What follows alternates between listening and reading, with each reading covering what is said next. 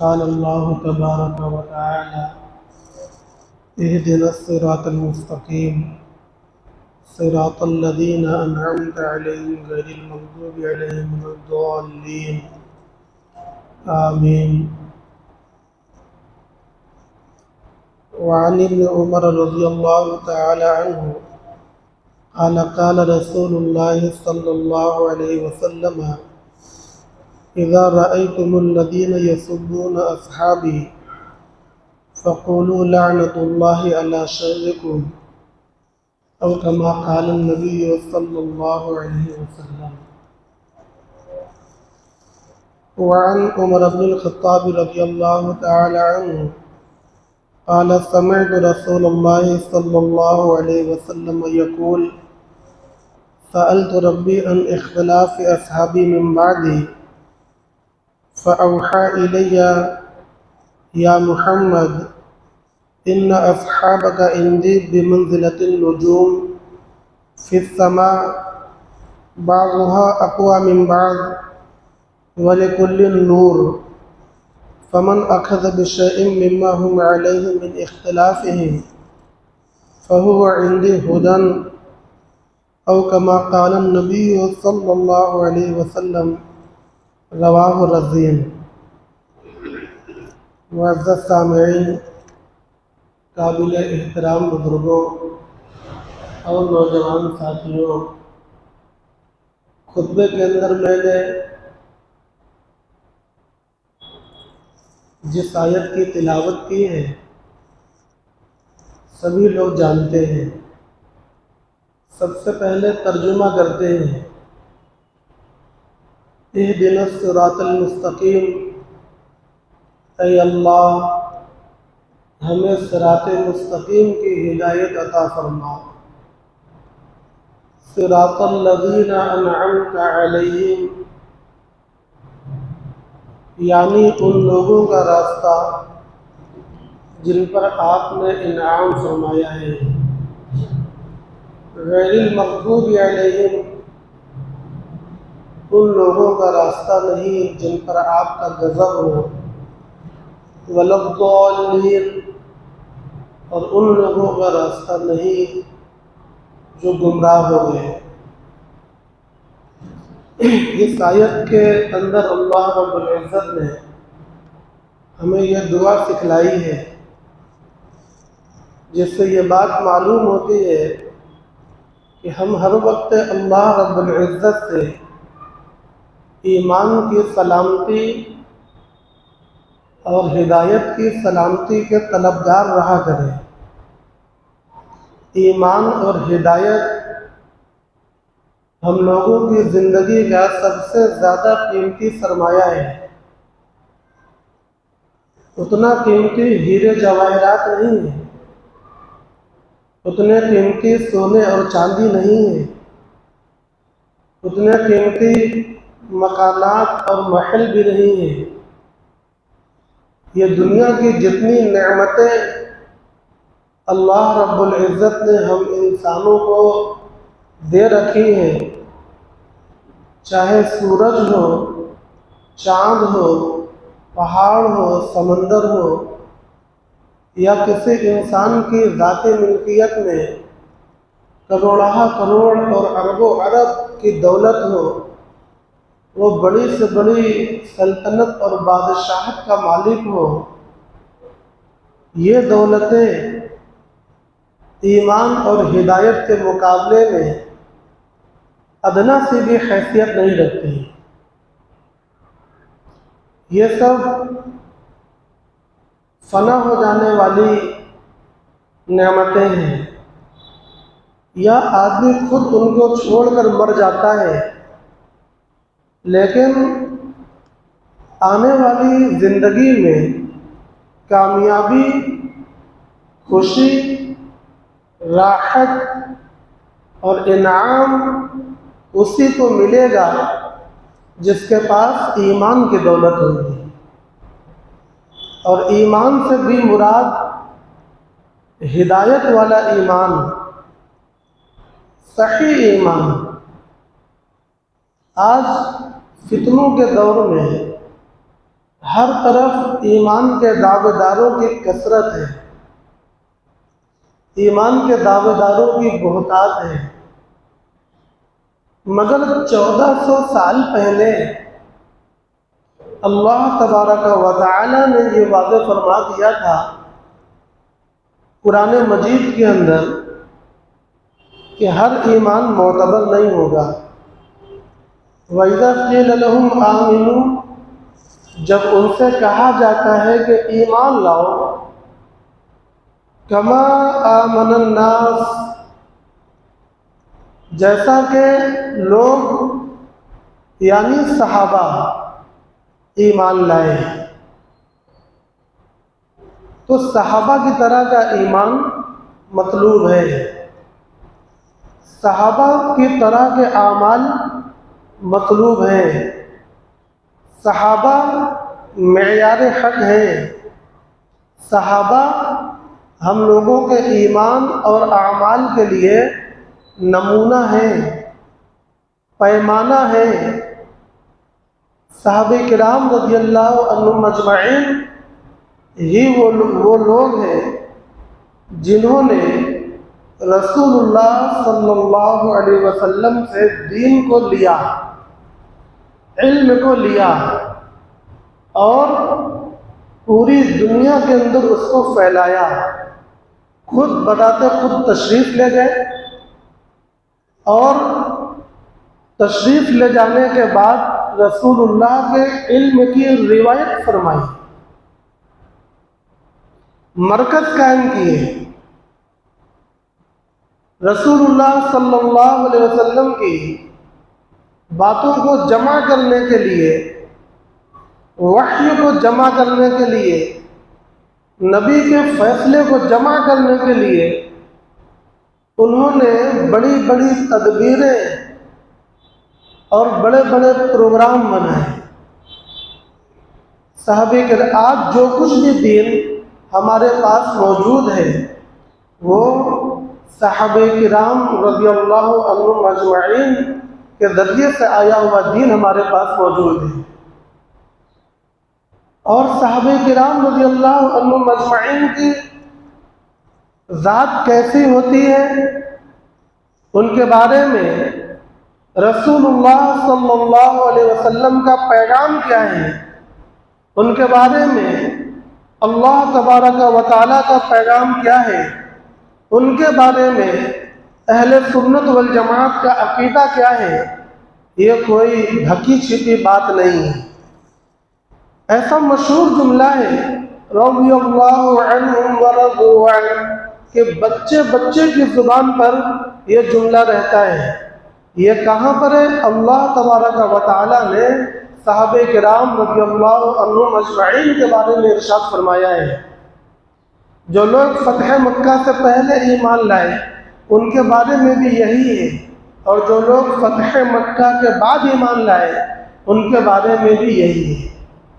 یہ الگ بات ہے کہ رضی اللہ عنہم اجمعین کے جو لوگ مصداق ہیں ان میں بھی درجات ہیں، کچھ بہت اونچے درجے کے، کچھ ان سے کچھ کم ہے، کچھ ان سے کچھ کم ہے، لیکن ان میں جو سب سے کم ہے، صحابہ کرام میں جن کا درجہ سب سے کم ہے، ان کے گھوڑے کے پیروں سے اڑنے والی گرد بھی تابعین میں جو سب سے اونچا مقام رکھتے ہیں ان سے زیادہ افضل ہے۔ تابعین میں جو سب سے اونچا مقام رکھتے ہوں گے ان سے زیادہ افضل ہے اس صحابی کے گھوڑے کے پیروں سے اڑنے والی گرد جو صحابہ میں سب سے کم درجہ رکھتا ہوگا۔ یہ برکت ہے جناب آقا محمد رسول اللہ صلی اللہ علیہ وسلم کے صحابی ہونے کی۔ کوئی اگر نبی کا صحابی ہو گیا تو اب اس کے لیے کوئی لقب صحابیت سے بڑھ کر نہیں ہے، نہ فقیہ، نہ مجتہد، نہ حاجی، نہ زاہد، نہ عابد، نہ متقی، کوئی بھی لقب دنیا میں ایسا ہو ہی نہیں سکتا جو صحابی کے لقب سے بڑھا ہوا ہے۔ صحابی ایک لقب ہے، لیکن یہ لقب اس دنیا کے اندر نبوت کے بعد سب سے اونچا لقب صحابیت کا ہوتا ہے، جن سے اللہ رب العزت نے اپنی رضامندی کا قرآن مجید کے اندر اظہار فرما دیا ہے، جس میں کسی تعویل کی اور کسی تحریف کی کوئی گنجائش اب باقی نہیں ہے۔ اگر کوئی تعویل کرتا ہے تو اس کی تعویل غلط ہے، اور اگر کوئی تحریف کرتا ہے تو تحریف تو ہوتی ہی غلط ہے۔ یہ صحابہ کے بارے میں ایک اجمالی بات۔ اب سنیے، میں نے خطبے کے اندر 2 روایت پڑھی۔ ایک روایت حضرت عمر بن الخطاب رضی اللہ تعالی عنہ سے، وہ فرماتے ہیں کہ میں نے رسول اللہ صلی اللہ علیہ وسلم کو یہ ارشاد فرماتے ہوئے سنا ہے۔ کیا ارشاد فرما رہے ہیں؟ رسول اللہ صلی اللہ علیہ وسلم نے ارشاد فرمایا، میں نے اپنے رب سے اپنے صحابہ کے اختلاف کے بارے میں پوچھا۔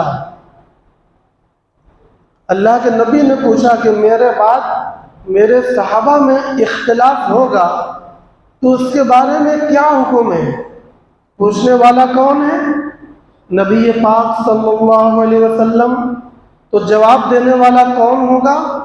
اللہ تبارک و تعالی، کیونکہ اللہ سے پوچھ رہے ہیں۔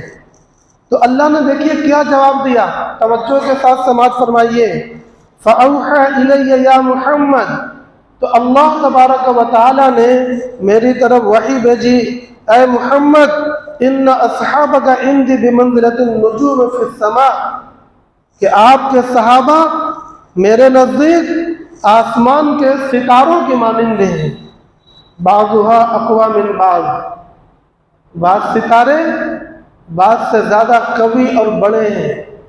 وَلِكُلِّ نور، اور ہر ایک کے اندر نور ہے، ہر ایک کے اندر نور ہے۔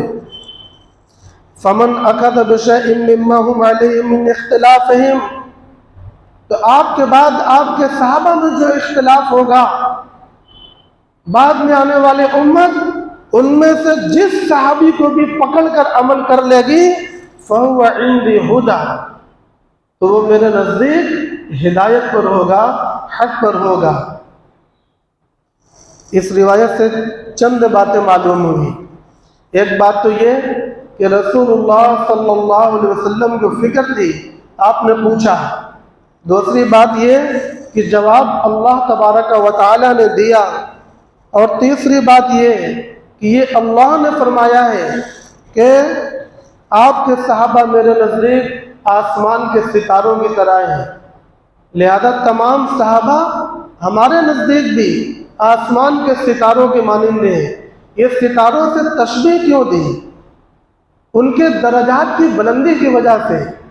جیسے ستارے کے درجات، ستارے اتنی بلندی پر ہیں کہ اس روئے زمین پر بسنے والا انسان ان تک پہنچنے کی سوچ بھی نہیں سکتا، آدمی کی پہنچ سے وہ اوپر کی چیز ہے، لہذا ان کو ان کے احوال پر چھوڑ دیتا ہے۔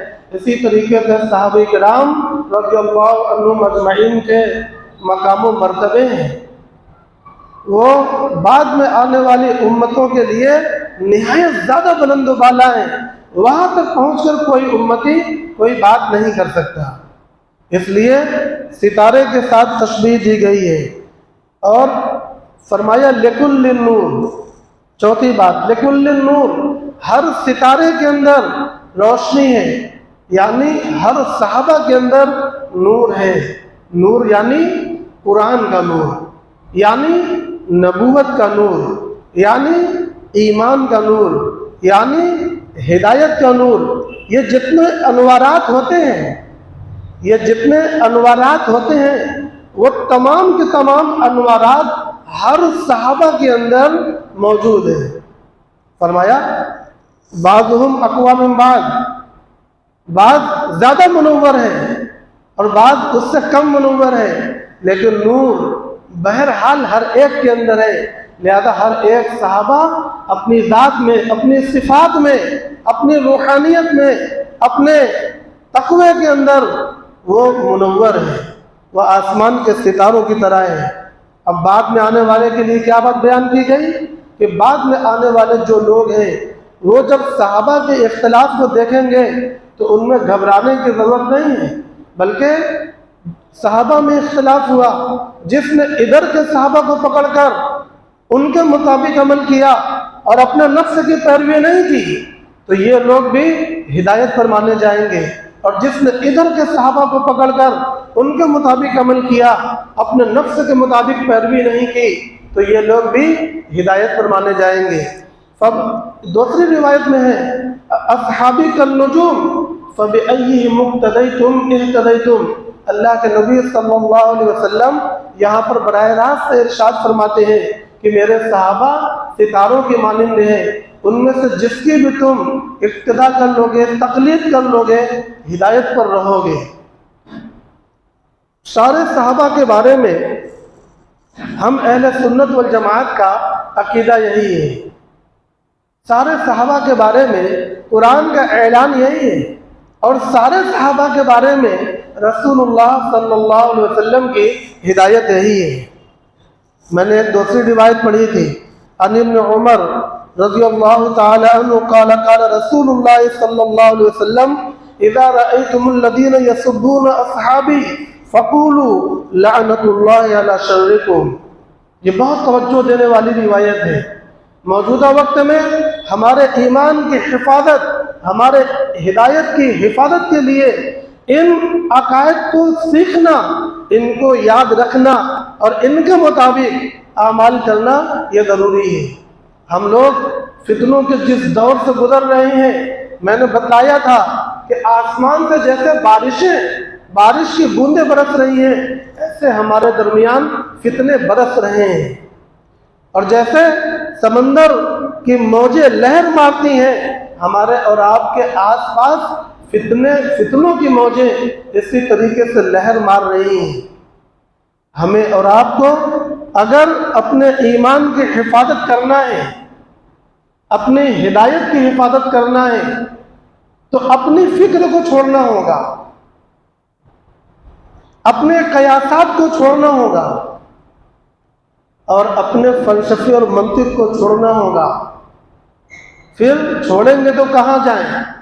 ہمیں پناہ لینی ہوگی قرآن مجید کے اندر، ہمیں پناہ لینی ہوگی نبی پاک صلی اللہ علیہ وسلم کی تعلیمات کے اندر، ہمیں پناہ لینی ہوگی جماعت اہل سنت والجماعت کے اندر۔ اللہ کے نبی صلی اللہ علیہ وسلم نے یہ بھی ارشاد فرمایا ہے کہ جب تم لوگ میرے بعد فتنہ دیکھنا تو جماعت کو لازم پکڑنا۔ جماعت سے مراد اہل السنت والجماعت ہے، جماعت کو لازم پکڑنا۔ آپ نے یہ بھی ارشاد فرمایا ہے کہ جو بھی جماعت سے ایک بالش، ایک بتہ دوری اختیار کرے گا وہ گمراہ ہو جائے گا، وہ اپنا ٹھکانہ جہنم میں بنا لے۔ اس قدر شدید وعیدیں اور ڈراؤنے خبریں نبی پاک صلی اللہ علیہ وسلم نے ان لوگوں کے لیے فرمائی ہیں جو جماعت کے راستے سے ذرا سا بھی انحراف کرتے ہیں۔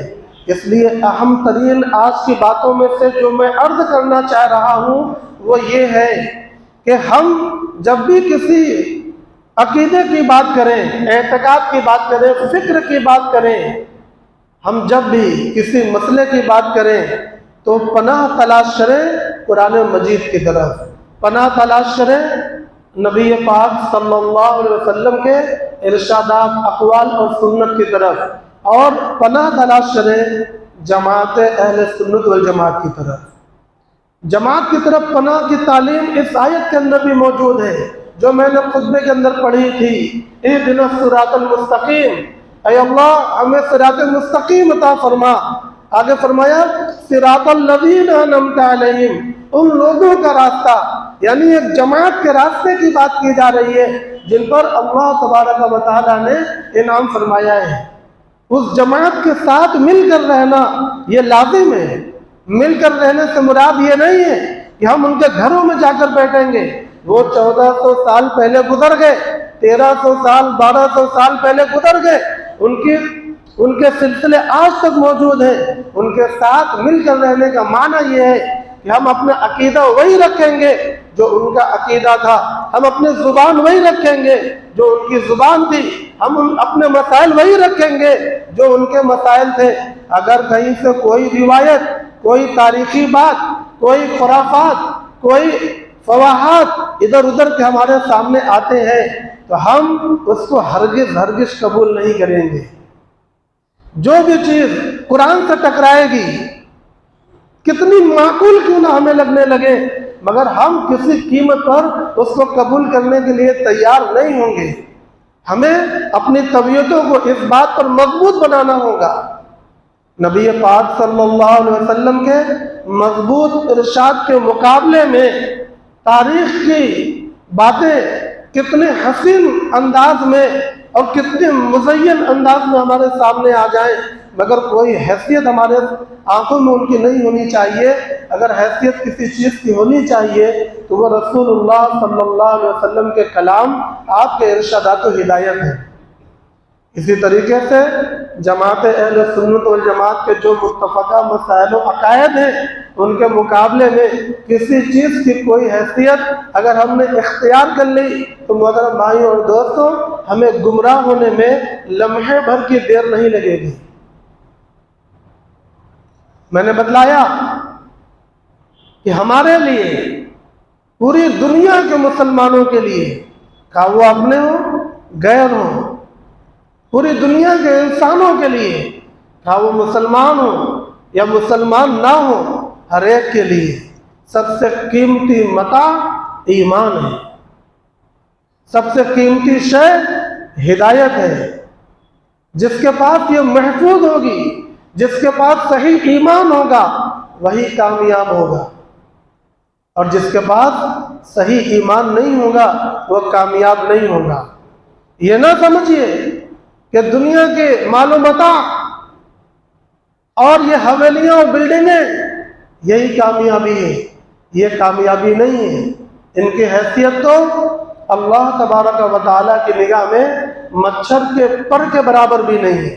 اگر اللہ کی نظر میں ان کی کوئی وقعت ہوتی تو اللہ تبارک و تعالیٰ اپنے دشمنوں کو ہرگز بھی عطا نہ فرماتا.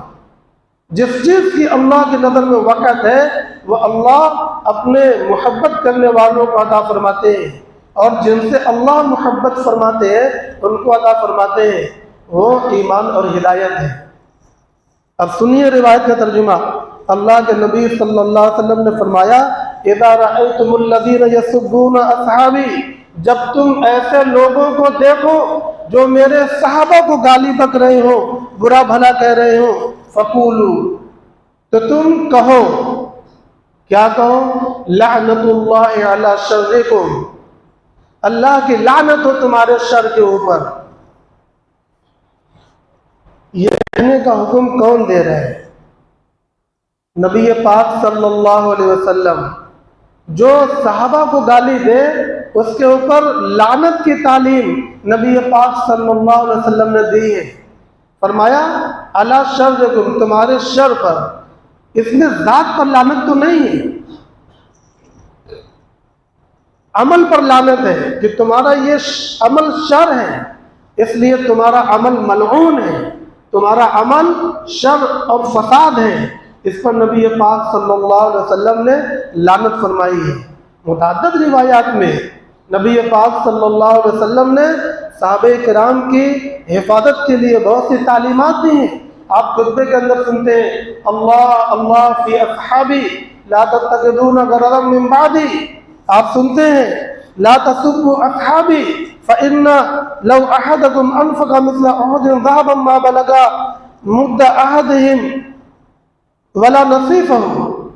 کیا ترجمہ ہے کہ میرے صحابہ کو برا بھلا مت کہنا, کیونکہ اگر تم میں کا کوئی جبل احد کے برابر سونا اللہ کے راستے میں خرچ کر دے, یہاں مراد ہے اخلاص نیت کے ساتھ, ریاکاری کا تو کچھ بھی قبول نہیں. لہذا یہاں پر یہی مراد ہے، اخلاص سے نیت کے ساتھ جبل احد کے برابر اللہ کے راستے میں سونا خرچ کر دے تو بھی اس کا مقام صحابہ کے ایک مٹھی یا آدھا مٹھی جو اور گیہوں جو انہوں نے اللہ کے راستے میں خرچ کیا تھا اس کے برابر نہیں ہو سکتا۔